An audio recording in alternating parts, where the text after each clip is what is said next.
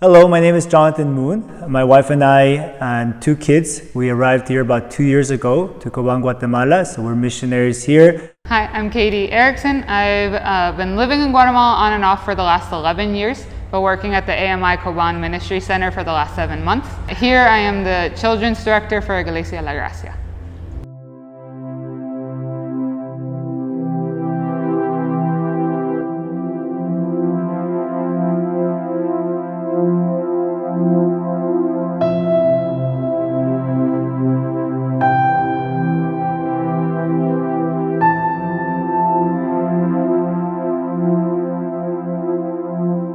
I just want to take the time to explain a little bit more about what we do here and what God has called us to do here at the Ministry Center.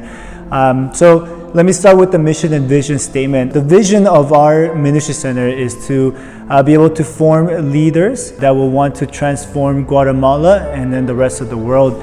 And how we want to achieve that vision is through raising up leaders through spiritual formation and education. Right? Even though Guatemala is about 87% Christians, it's all cultural. It's just an identity. It's not really an actual faith, a way of living. And so you'll see a lot of people that walk around living a worldly life, but still calling themselves Christians. But we understand that focusing on just the spiritual formation is not enough.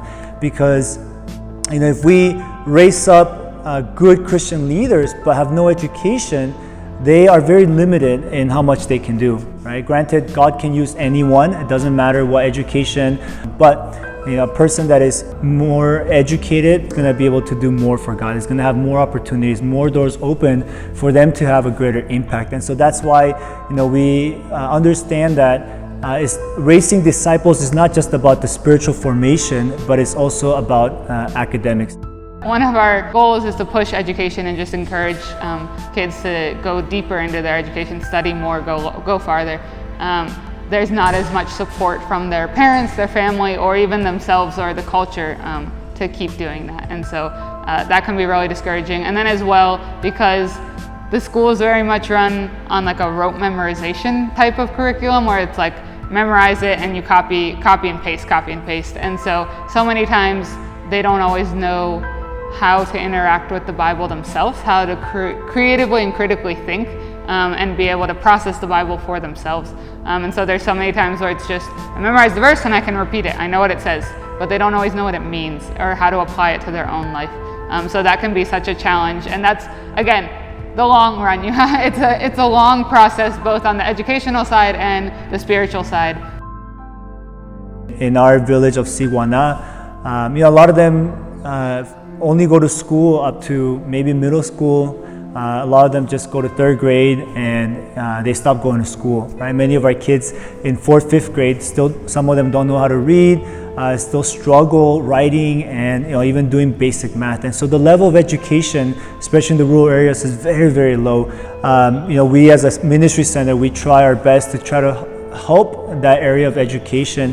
We offer tutoring through our ministry center. We have English classes, math classes, and then our library is open for them to come and use our computers and our internet for them to be able to do their work and to be part of their online classes. We want to raise up a generation of students that are going to be well educated but are also going to be formed spiritually through our Christian curriculum, and that we'll be able to have a new generation of believers that love Jesus and that they have the resources, the education, the resources to be able to have a greater impact in this country.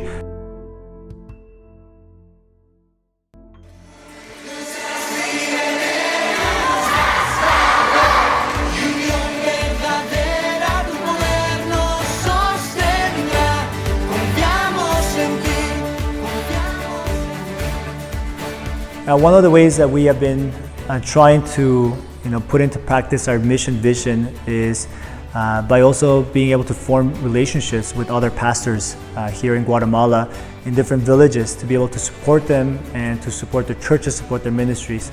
Really seeing if this person is someone that we can partner with, someone that is doing church for the right reasons. But there is one pastor, Pastor Francisco. He really is a godly man that really wants to do good for his community, wants to help his church members and the children in the village. And so we began going to their church as well to do our VBS programs. And so it's a very rural, a lot more rural than where we are. A lot of people living way below the poverty line.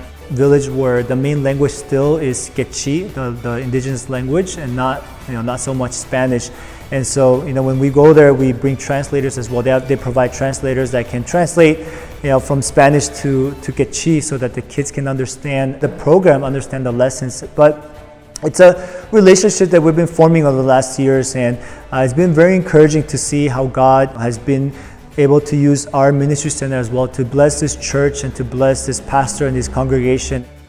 The church is always packed with children because they're so hungry, right? They're so hungry to learn about Jesus, to just be loved on as well, right? To have people come and care for them, hug them, teach them new things and invest in them, because they don't get any of that stuff. They don't get any of those privileges. They don't get any of those blessings that we're so accustomed to. And so one of the main objectives that the teams have when they come here is to really just be able to bless the children.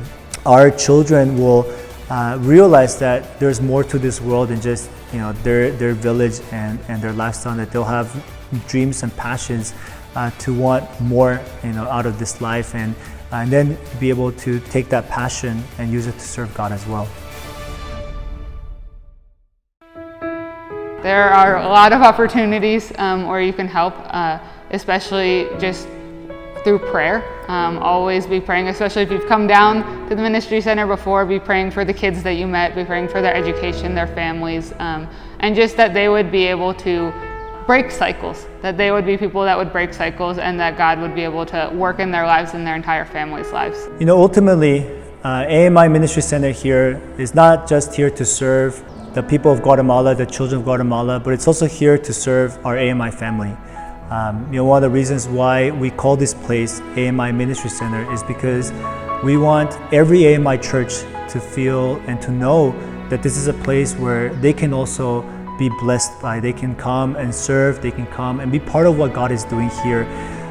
We have the school. You can come and be a teacher, or come be a reading specialist, or work tutor, teach English, teach music. You can teach a special skill, whether it be carpentry or painting, or anything that you feel like you have a passion. There are opportunities for our AMI church members to come and just serve and be able to experience God through serving Him. An opportunity for you to discover maybe new gifting, new passions, or maybe a new calling. As long as you have a willing heart, there's many opportunities to serve. And if you don't have the time to come physically, if you want to support us financially, support the Ministry Center, there's a lot of ways that your financial giving will be put into, whether it be supporting our food program that we give, where we support 34 families in our village, widows, single parents, families in extreme poverty. We support them monthly with food. We give scholarships to our church kids, scholarships to college students, just running the school as well.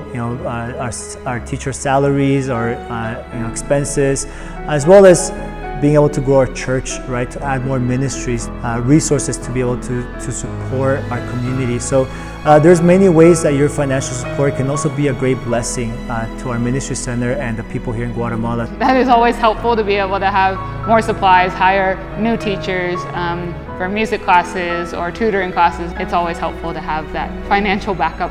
And as well, we're always looking for volunteers, one-year interns, even missionary teachers for the international school. I would just encourage you to ask God to push you even farther out of your comfort zone. It's not easy and it's not something we want. It's definitely not something I want. I don't like change, but I know that that's where we grow. That's where we depend even more on God.